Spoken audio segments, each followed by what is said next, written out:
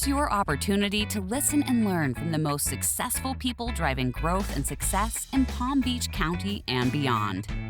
Welcome to the Business in Paradise Palm Beach podcast with Cary Stamp, founder of Cary Stamp & Company, Principled Wealth Advisors.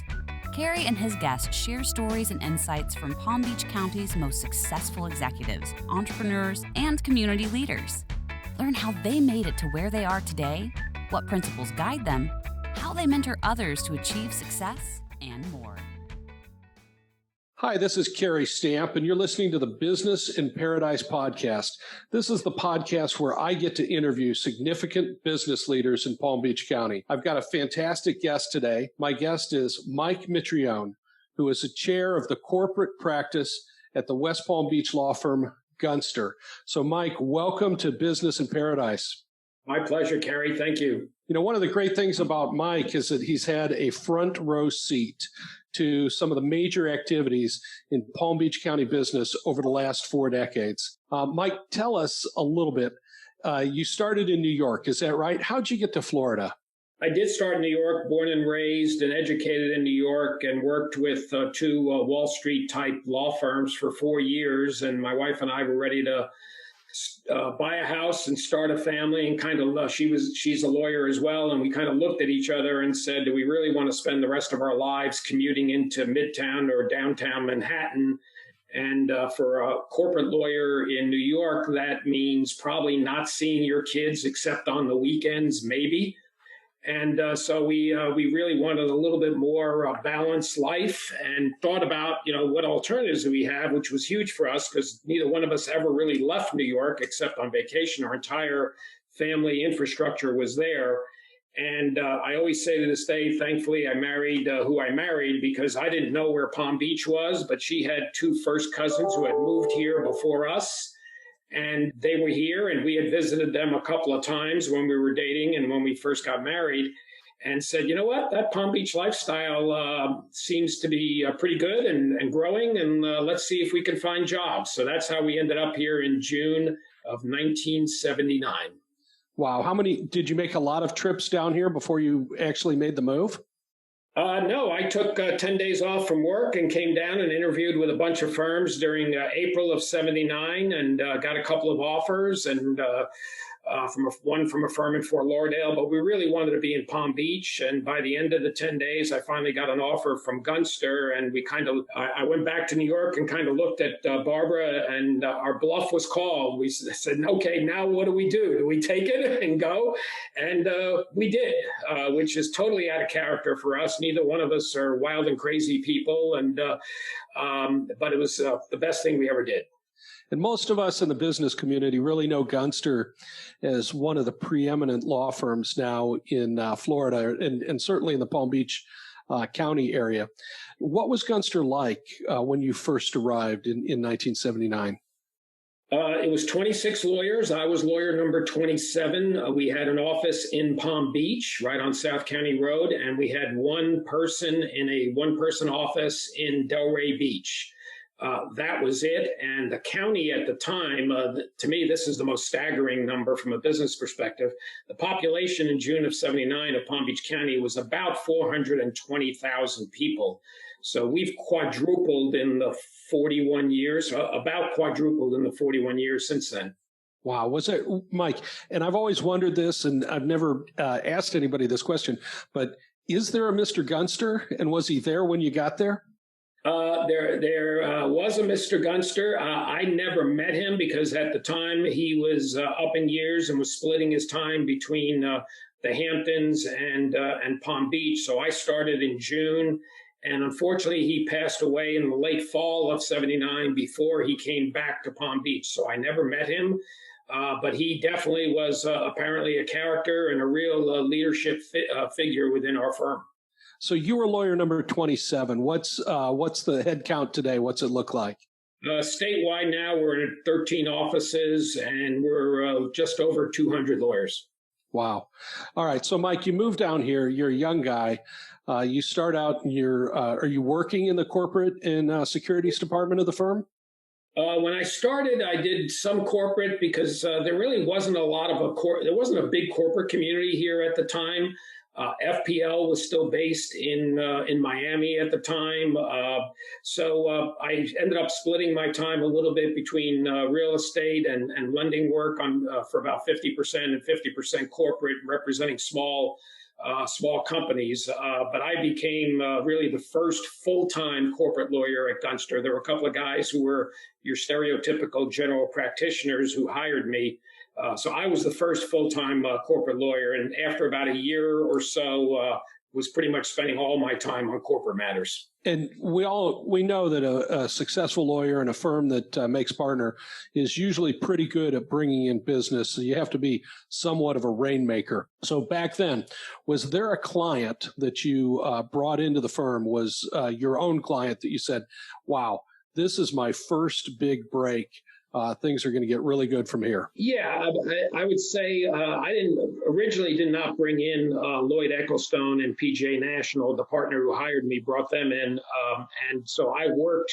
PJ National broke ground in December of '79, shortly after I arrived, and we did all the legal work for that project, which was a lot of fun. I mean, I worked on the agreement with the PGA of America, worked on getting the Ryder Cup, the Seniors Championship, all of those types of agreements. But the first one that I really landed was in about '81. A company moved to Palm Beach from Memphis.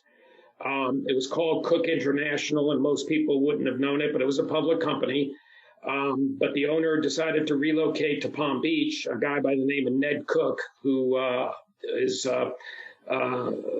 was a tremendous guy. And in fact, there's a Cook Convention Center in Memphis. He was the head of the airport authority when FedEx got based in Memphis. I mean, he was a real major figure in Memphis. And when he moved to Palm Beach, he needed a corporate lawyer to basically just set up his operation. And literally the first thing that came in was something that only a paralegal would typically do, and that was get their business qualified to do business in the state of Florida. It's a very simple filing with the Secretary of State. And that was the first matter. But after a while, they started saying, well, we got a lot of businesses, we're doing some acquisitions. And it really grew to my largest client in the 80s. They owned insurance agencies, they owned a whole bunch of things all around the Southeast and elsewhere. But their biggest claim to fame was they owned Terminex, which obviously was a big national company. And we sold it in '86, right before the Tax Act changed. And that was probably, as I look back on my career, the best deal I ever worked on. At the time, it was about a $165 million deal, which is not a huge number today, but it was a big number in 1986. And basically spent all of November and December just on that one matter, a lot of all-nighters, getting it closed and sold to a public company out of Illinois. And it was just a fabulous deal. You know, and Mike, I know that part of what you have done over the years is both for the community and probably for yourself so that you can meet significant business owners in the community is to really get involved in what's going on here in Palm Beach County. So you've had, I think, at least one stint, maybe more, as president of or chairman of the North Palm Beach Chamber, and might not have even been called the North Palm Beach Chamber at the time. Tell us about that. Tell us about the Business Development Board and how you've been active in the business community here. Yeah, so we all achieve whatever we achieve because of guidance we receive when we're young and some special, lucky breaks and whatever. So the guy I worked for at Gunster when I first arrived, and I was just an associate, was a marketing machine, and he was on the Economic Council at the time. And the Economic Council, I think it was '81, might have been '82, decided to form the Business Development Board to have this special niche of economic development and be a separate organization from the Economic Council. And he said, hey, I'm on the Economic Council. You're trying to meet people. You're trying to do something. Why don't you get involved in the Business Development Board? So I got involved at the very beginning, as I said, either '81 or '82, and really didn't know a whole lot about what economic development entailed. And it was a fabulous education. And I got to meet a lot of great people and some of my best friends from back then. And from that, obviously got to meet chamber people because a lot of chambers in our county are very actively involved with the BDB. And so it kind of ended up being a snowball effect of being involved. I chaired the BDB in '89 and '90, which was about a term and a half because my predecessor relocated out of the area. And one of my first duties, we ended up hiring Larry Pelton, and Larry did a phenomenal job of taking the BDB to the next level back then. But we also hired this kid right out of UF, Kelly Smallridge, and I'll never forget the day we, as an executive committee, decided to hire her. And that's been her only job. She started at the bottom of the BDB, and now she's been a phenomenal CEO for the BDB. And as a result of those relationships, I got involved in what was called the Northern Palm Beach County Chamber. It's now called Palm Beach North. And I did do a term and a half there as well, and still very active in both of those organizations. And I think you're pretty instrumental in the merger of what was in the North Palm Beach Chamber with the Jupiter, Juno Beach, Tequesta Chamber, and the kind of the rebranding. When did that happen? Yeah, that was probably, I want to say 10 or 12 years ago. Yes, there were a number of us involved. Might have even been a little longer. Time flies. But yeah, there were a number of people involved, and it made sense. I mean, it just absolutely made sense because the North County, as you know, has become kind of a mini region unto itself, kind of like Boca has in certain respects. And the 10 municipalities that make up the current chamber really have a lot of synergies. And it was the right decision, I think, for all involved, and really has become a tremendous chamber for our business community. You know, and we have a mutual friend who calls you pretty much her favorite person in the world, and that's Robbie Journey. And Robbie, as our listeners probably know, runs a Quantum House. And I'll let you tell a little bit of the story about what Quantum House does, how you got involved, and what that really means to our community. One of my clients, Claudia Hillinger, who was at Max Planck at the time, was on the board of Quantum House, and they were trying to add some more business people because there were a lot of family people involved at Quantum House at the time, and they were trying to get more business people on the board, and she reached out to me and said, hey, I'd like for you to join this board. And it's kind of hard to say no to a client when they ask you to do something like that. So I didn't know a lot about Quantum House, and so I said yes, and that was about 10 years ago. And Quantum House is a hospitality house. It's the only one of its kind between Fort Lauderdale and Orlando. They focus on children who are going through major surgeries, major rehab, and it's really, it's almost like a Ronald McDonald House, except that it's a standalone, independent 501c3, and it's housed currently, its only location is on the campus of St. Mary's. We're always exploring other locations, and we expanded at the time I joined. There was basically just 10 rooms to house these families, and a living room and large kitchen. And we did a capital campaign about 5 years ago to triple the size, and it's now 30 rooms, a much larger facility, and it's almost always full. And it's really, really rewarding to see the kind of work that this house does to help these families and these kids get through these traumatic medical procedures they're going through. It's a fabulous, fabulous organization. I've chaired that for 2 years. I still serve on the executive committee and really, really enjoyed it. And a lot of my family members have also gotten involved with Quantum House. You know, and I, over the years, have been down there to make dinner for the families that live in the facility. I've gotten to know Robbie, and she's got a fantastic team. One of the first phone calls that I made when I was the board chair of the Edna Runner Tutorial Center was to Robbie, because we were contemplating a capital campaign, and I had no clue how to proceed. But she told me exactly what to do, and we were successful in raising almost $2 million for the tutorial center, essentially just using the same model that she laid out for me several years ago. So the community is very fortunate to have that type of leadership, that type of involvement, and that facility right here to help kids that need some help while they're going through the hospital. So thanks for your involvement, Mike, in the Quantum House as well. If I can, let's turn now to more recent times. You've been at Gunster now for, can I even ask how long? It'll be 41 years in June. 41 years at the same job. That's unbelievable. And you don't even have any kids that are 41 years old, right? That's correct. Wow. So you're at Gunster for 41 years. You're chair of the corporate practice. You're a mentor to a number of younger lawyers. When you bring new lawyers into the firm and you give them advice about how to be a professional, how to treat their clients, and essentially how to grow their business, what are some of the things that you tell them, Mike?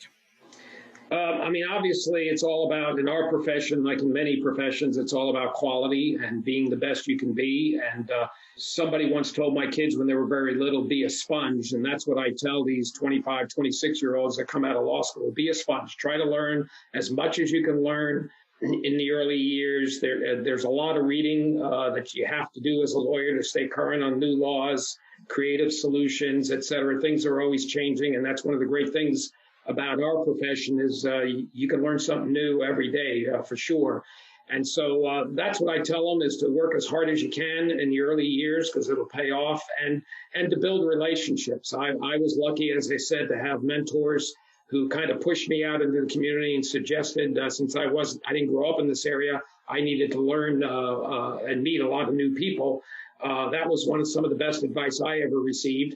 And not everybody has the skill set to do that or is inclined to do that, but you can't fit a square peg into a round hole. But those who do have those skill sets, we try to really give them the resources and the advice on where to get involved, how to get involved, how to build their centers of influence, because ultimately that's what it's all about. Be the best you can be and to have relationships so that word gets around that you are good at what you do, and eventually work will come from that. And every lawyer, those are the two things. Are you really good at what you do, and do you have work to work on that's challenging and that people respect you and turn to you when they need that kind of advice?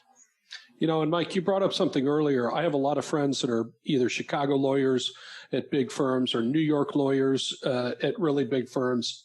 And one of the challenges that they have, as you identified, is a whole issue of work-life balance. And I know your children, I know your wife, and I know that even though that you probably work just about as much as anybody that I know, that you have a tremendous commitment to the family. In Palm Beach County, it's probably much easier to do that than if you have to commute an hour and a half each way to Manhattan and back to wherever you happen to live in Connecticut or in Westchester County. So tell us a little bit about how you're able to maintain that and what you like about living down here that fosters the ability for you to have that great balance. Well, you took the words right out of my mouth. I think it's much easier to do that here than it is in New York City or in Chicago because the commutes are typically a lot less, almost non-existent. And as my kids were tennis players at the Benjamin School during middle school and high school, and their tennis matches tended to be at 4:00 in the afternoon during the spring session, and I tried to get to as many of those as I could.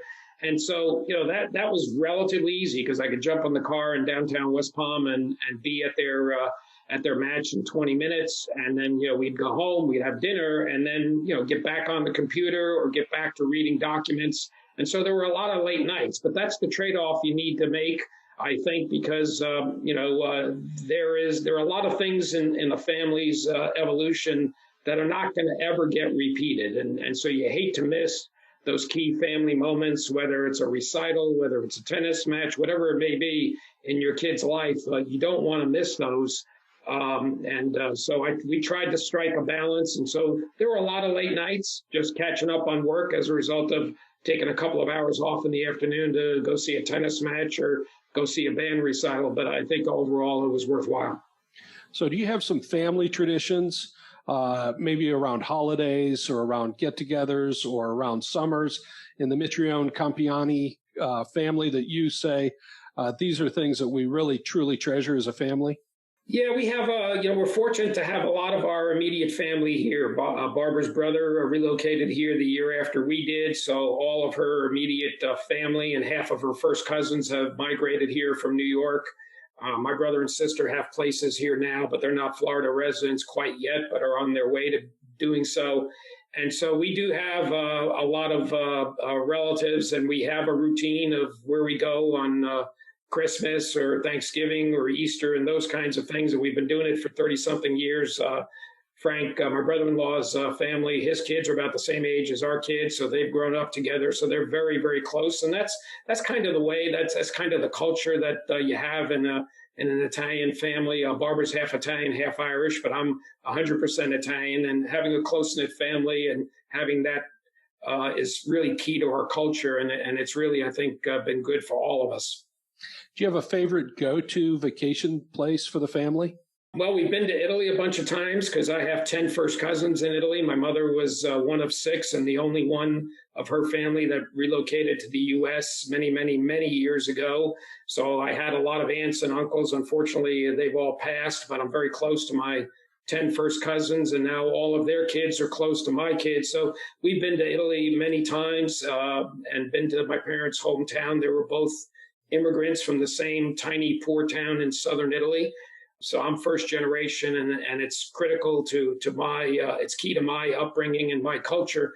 The other key places, we love going to Hawaii because it's a long way from Florida, but it's just, to me, of all the places I've been to, it's the most relaxing. And that's the kind of vacation I typically try to find is something relaxing, because when I'm home and we're working and we got community involvement, it's far from relaxing. We're running almost 24/7.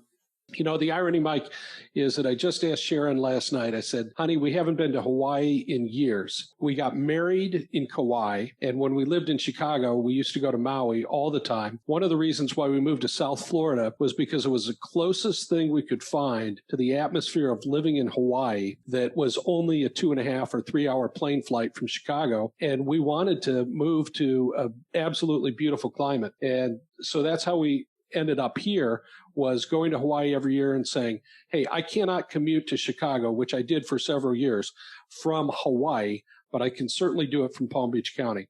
I want to circle back, though, to one thing that you said a minute ago and explore this a little bit. So both of your parents are first-generation immigrants from Italy. What brought them over, and did they meet before they got here or after they arrived in the U.S.?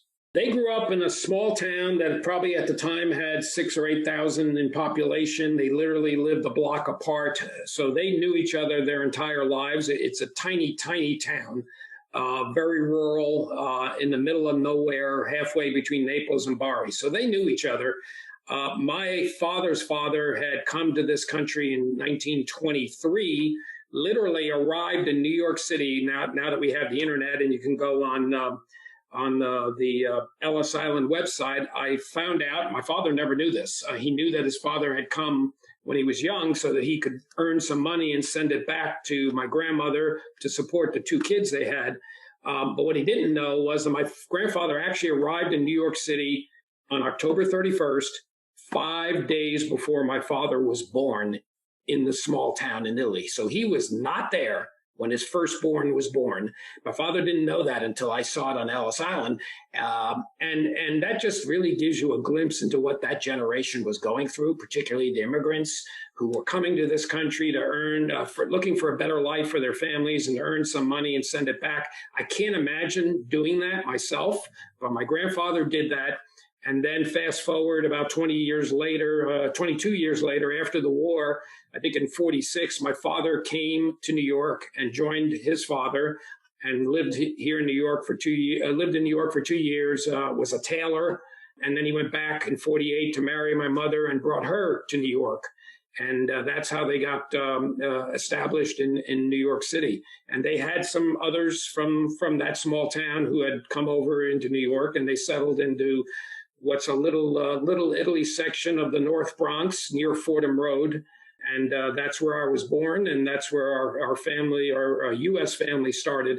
And so I grew up in the shadows of Fordham University, and that's why I ended up going to Fordham University. I never thought about going anywhere else. It was a great institution, but it all started in that little Italy section of Arthur Avenue, 1 block away from where Dion and the Belmonts grew up and were singing back in those days. Wow. So, Mike, did your father continue as a tailor when he came back after bringing your mother? Yeah, he worked his entire 40 plus years in Midtown Manhattan in the women's garment industry, started as a tailor and worked his way up ultimately as a production manager for all of the really major designers that were in New York City big names, Bill Glass, Ann Klein, names that you would have recognized back from the 50s, 60s, and 70s. And so started at the bottom, and that's a trade that really no longer exists in New York City because ultimately, because of the costs, all the manufacturing that was literally done on 7th Avenue, just south of Times Square. And slowly but surely it moved to Pennsylvania, and then it ended up moving to Hong Kong, where it was cheaper to make the goods. But the designing and the actual quality control from a production standpoint was always done on 7th Avenue, and that's what he did. And how about your mom? What was she doing? She was a housewife, and she was managing the three of us. I have a younger brother and a younger sister, and was raising the family kind of in the old Italian tradition. As far as I know, she never worked when she was in the United States, never worked outside of the house. What was the neighborhood like? I'm picturing this neighborhood that's got it's in the Bronx, so it's not in Manhattan. It's not a lot of high rises in my mind, but there's tons of kids probably out playing in the streets, and you could ride your bike and you could walk to school even if it was a mile away. What was it like? Yeah, the original neighborhood was 3 to 6 story buildings, apartment buildings, rentals, very Italian. Italian was still spoken there. And then I guess at age 3, we moved to Bronx River Parkway, a little farther north in the Bronx. A little bit more of an American neighborhood, and then we moved to Pelham Parkway, which was a 2-family home that we lived in, and we rented there. And then ultimately in 1961, I guess I was 9 years old at the time, we moved into Pelham Manor, which is the first town in southern Westchester as you leave New York City. And so that's really where we grew up, was in Westchester County. For our truly formative years, which is a terrific bedroom community. But those early years, that Little Italy section still exists in the North Bronx. It's a little smaller than it used to be, but there's still a core Italian and Eastern European community there. Mike, can you understand Italian? If I speak to you a little bit in Italian, would you understand it?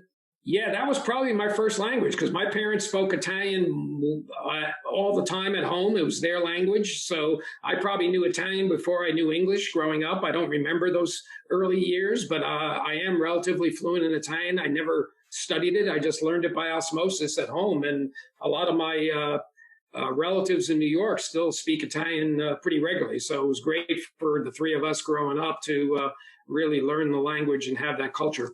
Wow. So, and I don't know a lot of Italian. I'm no restaurant Italian. So you walk in and you say Buonasera to the guy at the front door, and he usually gives you a little bit better seat, but that's about all I know. So you move to Pelham, and you go to school in Pelham, in the public schools, right? In Pelham? Correct.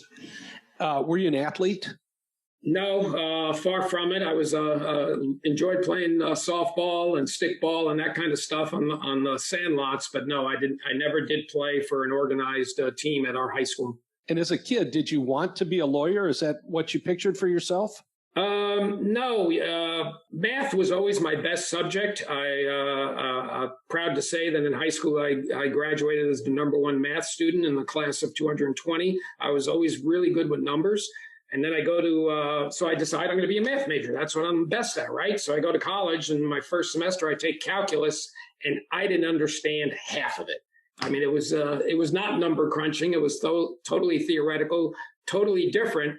And I said, okay, this is not working out. And so I had to regroup and figure out, okay, what's my career path going to be? And it was either be a doctor or a lawyer is what my parents were telling me. That's what they wanted. They had high hopes for their children, the first generation of Americans. And I said I knew I couldn't be a doctor because I didn't like the sight of blood. So by default, I was going to become a lawyer. And actually, there was a judge who lived down the street from us who was very close to our family. And he kind of gave me some guidance about going to law school. And the rest is history. So as you think about that judge, and you mentioned one of the first partners that you worked for at Gunster. Are there some other people in your life that you would give credit to as being significant mentors? Definitely my parents. I have to say, you grow up in an Italian family, particularly an immigrant family. It's extremely conservative. It's a crack the whip type atmosphere, and that's probably where I got the be the best you can be type aspect to my personality, because my father really wanted us all to be the best we could be. And, they were by far, they were not wealthy. He was just a working stiff in the women's garment industry, and he did achieve a lot and became a production manager, but he never made big money by any stretch. But the proudest thing in his life was that he was able to pay for all three of us to go to private colleges, and then he paid for my law school as well. So, it was just amazing what he and my mom were able to do on a relative, very, very tight budget. Yeah, that's a very, very encouraging story. And you hear that quite a bit with first-generation families that come over and work so hard to be able to give their kids a better life, which is obviously why your folks came to the U.S.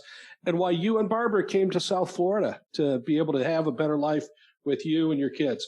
So let's return to Palm Beach County and talk a little bit about some of the things that you've seen over the years. As I said in the beginning of the podcast, you've really had a front row seat to the growth of this place in the last 40 years. So what would you say if you could identify some of the significant things that have happened in the business community in Palm Beach County? You mentioned the growth of the population, but talk to us about some of the companies that have come in here, some of the amazing things that have happened, and certainly even some of the busts that just haven't worked out in Palm Beach County.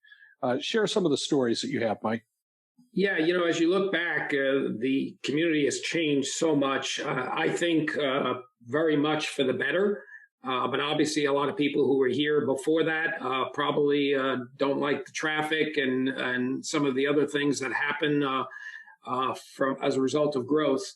But some of the best things that have happened was obviously the expansion of our airport from an economic perspective. That was huge. And back then, it was a real dilemma, a real issue about whether to leave the airport where it's currently located or whether to move it out to Beeline, where it would have more space to expand and really be a significant hub. And we all love the access and the proximity of our airport. It's one of the best that I've ever been through. It's terrific. But you start to think about, it's pretty well landlocked and really can't expand, and you can't have a whole bunch of 747s going in and out of there. And you really wonder, gee, should it have been moved to a place where it could have expanded? So that was one of the key decisions back in the 80s. I remember that. Also, key decisions when Wellington was developing in the early 80s, whether to put out a major highway to go out there and access it. As it's turned out over time, Southern Boulevard, to some degree, I wouldn't call it a highway, but it has become more of a high-speed way to go east-west, which seems to be the main problem throughout South Florida's history, and in Miami-Dade and Broward and now Palm Beach County, is how do you go east-west and how far can you go west? The Kravis Center was huge as far as taking West Palm Beach to the next level. That was tremendous for all of us. A terrific job done by Alex Dreyfus and the others who and Mr. Kravis, who really put their money where their mouth was and really did a yeoman's effort to build that whole complex and keep it going to this day. FPL was not here back in those days. I mentioned earlier, FPL was based in Miami, but I don't recall if it was probably in the late 80s when they decided to move or build a facility up in Juneau, and then ultimately it became their headquarters. Slowly but surely, and that was huge for this area because they've been a terrific corporate citizen and have done a lot for the not-for-profits and other community organizations. That's been terrific. Pratt & Whitney was here long before I got here, and it was a much larger facility out there, but it's still core to this area. And when some of Pratt's business relocated back to the Northeast, a lot of the people who worked there stayed here. And as a result, they spun out and formed their own companies. And as a result, particularly in North County, we have a lot of aerospace and engineering organizations that were started by people that were former Pratt & Whitney engineers. So we've seen that evolution. And now we've seen a lot of high net worth people move into our North County. Back in the 80s, the real place where people landed in Palm Beach County to a large degree was Boca. Because Boca had space and had a corporate park and proximity to Fort Lauderdale and Miami, and that was the major growth area. Boca is close to built out, I guess, right now, and as a result, North County has been the beneficiary of people and businesses relocating to this area over the last, say, 10 or 12 years. So do you think there's anything that we're missing here in Palm Beach County as far as business base, one of the things that I noticed, and I came from Chicago, is that aside from FPL and Office Depot, there's not a lot of home offices of major corporations down here. And I know the Business Development Board has been working on bringing more industry in. We have the biotech corridor, which you've referenced earlier. What do you think that we could do as a community to improve the business climate for bigger companies? Or do we even want them here? Great question. I think we're seeing, it's really odd. We're the third largest state in the country, and I don't know how many Fortune 500 companies we have right now, but I remember seeing an article about 10 years ago that we only had 10 in the entire state, 10 Fortune 500s based in the third largest state in the country. That number may be a little larger today. Like I said, I'm not sure with consolidation and everything else going on. But we are seeing the BDB's done a phenomenal job in the 30, almost 40 years it's been around, and they are getting headquarters to move here. Now, maybe it's hard to get the biggest companies in the world to move. That takes a lot of effort to do that, but we are seeing middle market companies move their headquarters here because the owners want to live here, and even though they may have manufacturing or service facilities elsewhere in the country, they can move their headquarters anywhere they want, particularly in today's day and age of technology. So I think we're seeing more of that. But if you look at what our biggest economic hubs are around the country, the one there's probably a couple of common denominators, but the one that I keep hearing is the most important is a major university. And so whether you look at the Research Triangle, whether you look at Silicon Valley, all of those, New York, Chicago, all of those, Austin. Yeah, Austin. And I think, Dr. Kelly has done a phenomenal job at FAU, taking that institution to the next level, couple of levels.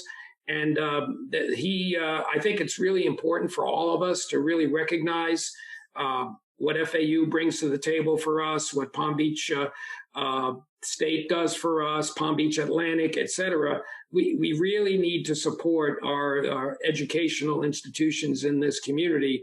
And FAU has done a phenomenal job. In the old days, before Dr. Kelly got here, there was always a reluctance to move some of their curriculum to other locations. They have locations up in the Treasure Coast. They have one, obviously, at Abacoa, but everything was kind of Boca-centric. And now with Dr. Kelly, he's gotten away from that, and their campus in Abacoa has got a terrific future, and not just in the sciences and the biotech, but really they've always had the honors college there, and that I think is what we really need to help support is our educational community. And speaking of biotech, I know that you've also been involved in the Max Planck Institute in Abacoa. Tell us a little bit about Max Planck and what they do, because I think most of my listeners probably know where it is, but I would imagine most of them don't know what it does. So what's it do, Mike? Well, Max Planck is based out of Germany, and it has, I think, something like 83, 84 institutes around the world. Most of them are in Europe, and some are in South America. The one in Jupiter is the only one they have in North America. It is, and there are no plans to put any others. Max Planck is about 25,000 scientists at a very, very, very high level. Most people consider it either number one or number two in the world at doing scientific research and coming up with new technologies for the latest drugs and the latest solutions to all sorts of healthcare issues. I mean, literally, we have the number one or number two science research organization with a location in our community. I don't think most people realize that. Now, the location we have here in Jupiter is about 150 employees. They're focused on the neurosciences, and each institute kind of has a niche. This one is neuroscience. It's the brain, and they're doing research for things such as Alzheimer's, Parkinson's, a lot of issues that a lot of our families are touched by. And that's the focus of this particular institute, but it's supported by this huge organization that is spread around the country, around the world. And even though its facility here is about a third of the size of the Scripps facility here It is significantly bigger than Scripps worldwide and has a phenomenal, as I said, phenomenal reputation. I think there have been 18 Nobel laureates come out of Max Planck in the 60 or so years the society has existed. How's it funded? It was originally funded by the state to have the building built and the county. It is now funded to a large degree by the Home Office in Germany, and the German government sends money here. And the other piece of it is through donations, through charity from our community, and not just our community. They do have a national program that they try to reach out to other people around the country to contribute to this organization. So that's the big challenge. I serve on the board there. I've been on the board almost since it started in Palm Beach County about a dozen years ago. And that's our challenge, is to increase its endowment so that it can be self-perpetuating and live off of a endowment like most 501c3s do. So that's our goal there. But right now, a lot of the funding most of it comes from Germany, and the rest of it comes from donations and grants and the National Institute of Health. Hey, Mike, earlier you mentioned a client that you loved working on the deal, which was Cook Industries and their sale of Terminix.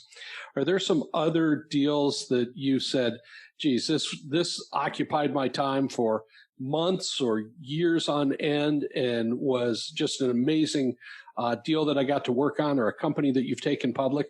What are some of your favorite things that you've done in your career?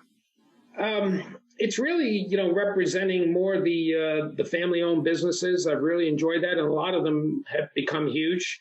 I know one of the other client that I really inherited and ran with very early in my career after moving to Palm Beach was something called Spencer Boat Company, which was right next to Rybovich in the northern part of the intracoastal northern part of the city of West Palm Beach. The facility is still there today, but it was sold. The Bronstein family out of Minnesota came down and purchased it, and we represented them in that purchase. And then they ran it for over 20 years, and then ultimately sold it to an affiliate of the Huizenga family. And it still operates today, and it is one of the most well-known boat yards. The Rybovich part of it obviously builds pretty unique fishing boats, but the Spencer part of it is a repair and repaint, and it's just a phenomenal place for very, very high-end yachts to go into and be refurbished. And that's something that I enjoyed over a 20-year relationship. I'm actually still in touch with one of the Bronstein sons who now lives and works out of Orlando. But it was a great relationship with the Bronstein family when they purchased it from the widow of Mr. Spencer, who started it, and the Bronstein family really took it to the next level. And even since then, the new ownership has taken it to another level. Wow. So, Mike, you've had this phenomenal 40-plus year career at Gunster. I know you and Barbara are fairly recent grandparents. And by the time this podcast airs, may even have another grandchild. So tell us what that's been like, going from, father to big-time corporate attorney to now you're just, what are you, Pop or Papa? Well, I'm nonno. And No. So okay. nonno is the Italian word for grandpa. And our grandson, who's now just turned 2 this weekend, is, when you blend in our family, Barbara's family, Ryan Dinsdale, or my son-in-law's family, when you blend it all together, our grandson is 50% Italian. That's his heritage. And even though he has a very waspy name, Bennett Reed Dinsdale, I didn't want him to forget that he was half Italian. So you don't have a choice. You'll find out when you have your grandchildren, Cary. You don't have a choice as to what they're going to call you. But I got lucky. I wanted to be called Nonno, and he is calling me Nonno. So that's great. And it really, I never understood why grandparents were so gaga about their grandkids. I said, hey, most of us have had kids. And so what's the big deal? Well, it is a huge deal. He has brought tremendous joy to us and taken our family to the next level. And we just have such a fun time with him.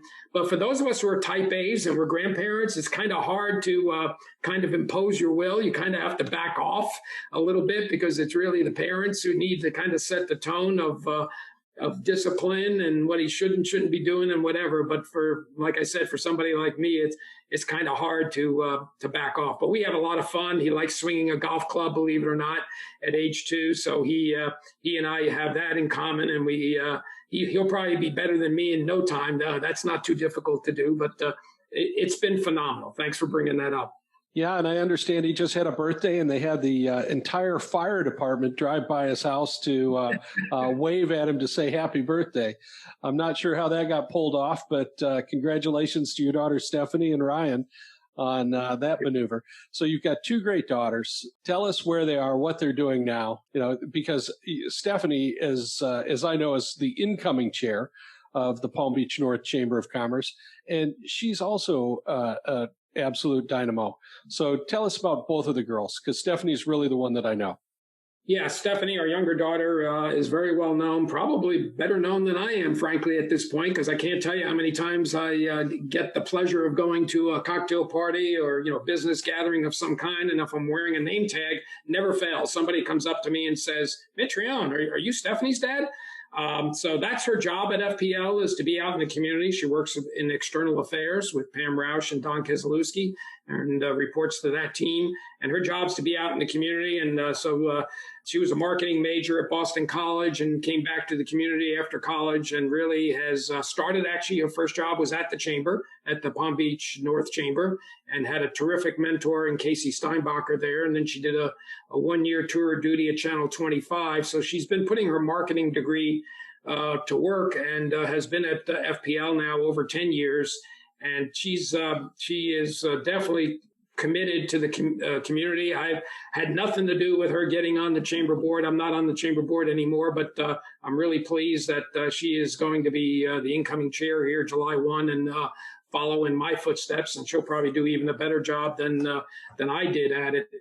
Our other daughter, Rayanne, is a wealth manager. She went to Vanderbilt, and we always knew she would come back because she hates the cold. So came back, worked for a year, then got her MBA, and she's now a CFA and does wealth management at a very high level for Abbott Downing in the town of Palm Beach, which is a subsidiary of Wells Fargo. And ironically, she works out of the space that used to be Gunster space when I moved here to Palm Beach in 1979. She was 3 years old when we left that space and moved across the bridge into Phillips Point. So she had no idea that was Gunster space when she got hired by that company and moved in there. So it's kind of ironic. My third job was on South County Road and Royal Palm Way, and her third job is in the exact same office space. The world works in mysterious circles. So, Mike, Barbara, your wife, you've been married for how long now? We've been married this year will be 45 years. That was a test. Good job. You passed. So she retired a couple of years ago, but I understand she's found something that she absolutely loves doing in retirement. What's Barbara doing now? She is a docent at the Norton Museum. She's always had an interest in art, but she doesn't have an art degree or anything like that. And one of our good friends was a docent there before her and said, hey, we have every other year the Norton takes applications for new docents, and they do a very intense education program for 10 or 12 new docents. And so about 8 years ago, I guess it was, she applied. She was accepted into this group and did went through a 1-year class. I mean, it was like going to college. They put in a lot of hours to train to become a docent, and then you have to give a kid's tour and an adult tour, and you have to pass in order to be a docent. And she's really enjoyed it. She's chaired the docent community at the Norton in the short time she's been there. And right now she has rotated off of the advisory council. And but so she gives tours, and even though she doesn't have the art degrees, it's a passion for her, and she's really enjoyed giving back to the community, and especially now with the Norton.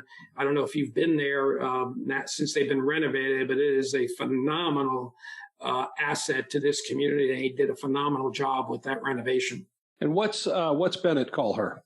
calls her Baba. We debated about whether Barbara wanted to be Nana, which was what her grandmother on the Irish side was called, or she was going to be Grandma, or, Grammy was already taken by the other grandmother. And he just started calling her Baba. We're not sure where it came from. He probably heard us call her Barbara, and he translated it into Baba, but she's Baba. Awesome. Mike, I can't thank you enough. You've been a fantastic guest. Your stories and your knowledge of the business in Palm Beach County, or what I call business in paradise, has been a fantastic asset. And so I wish you and your family, your absolutely wonderful family, the very best. Thank you for joining us today on Business in Paradise. Cary, it's been my pleasure, and thank you. And same back at you to you and your family. Really enjoyed it.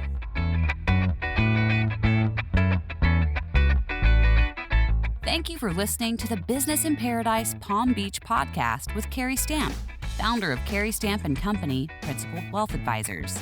Click the subscribe button below to be notified when new episodes become available. The information covered and posted represents the views and opinions of the guests and does not necessarily represent the views or opinions of the Commonwealth Financial Network. The content has been made available for informational and educational purposes only. The content is not intended to be a substitute for professional investing advice. Always seek the advice of your financial advisor or other qualified financial service provider with any questions you may have regarding your investment planning.